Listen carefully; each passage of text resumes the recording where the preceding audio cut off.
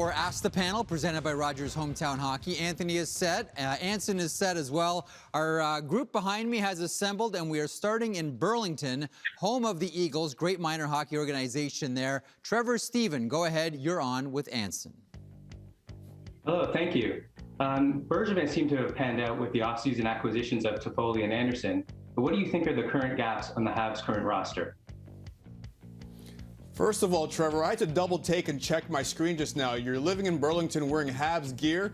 I thought you'd be wearing the blue and white for the Toronto Maple Leafs, but that's a great question you asked. I think they're doing a really good job so far with their wingers. So you've got Anderson, you have Toffoli, now you have Cole Caulfield that's been called up and he's taken the league by storm. I think Mark Bergevin now has to focus on the center ice position. He missed on Max Domi, he missed on Jonathan Drouin. He has Nick Suzuki playing well. Kotkaniemi is still to be determined. So I think that center ice position is the one place that they have to really focus on because I like their D and I like their goaltending. That is, as you guys well know, a story in Montreal for years now. Help down the middle. Okay, Claire Evoy in Ottawa joins us now. Your question for Anthony Stewart. Claire. My question is, so teams made a mistake with the Golden Knights, and I don't think they want to make the same mistake twice. So who will the Sens protect in the expansion draft with the Seattle Kraken? And what about Montreal?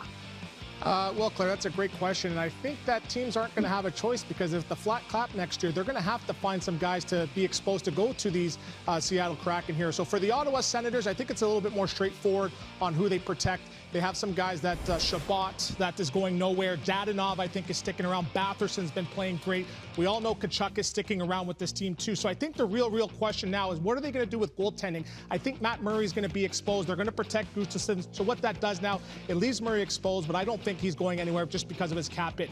Montreal, I think there was a different story where they're going to have some real tough questions, especially on the back end here. Do they protect Joel Edmondson, or do they protect a player like Ben Sherratt? So for me, I think that they're going to protect Edmondson just based on that he has 2 more years on his contract. Cost certainty, excuse me. I think that's going to be great.